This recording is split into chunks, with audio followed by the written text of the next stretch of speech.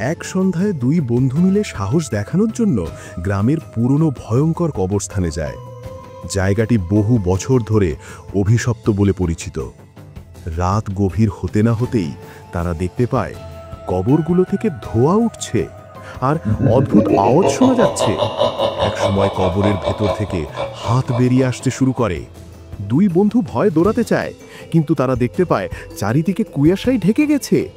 হঠাৎ একটি কবর থেকে একটি সাদা ছায়া উঠে এসে বলে, তোমরা ফিরে যেতে চেয়েছিলে, কিন্তু এখন আর সম্ভব নয়।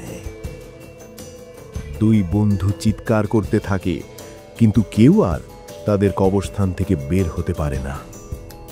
পরের দিন সকালে গ্রামবাসীরা সেখানে গিয়ে শুধু তাদের জুতো ও মাটি ওপর টেনে নেয়ার দাগ দেখতে পায়।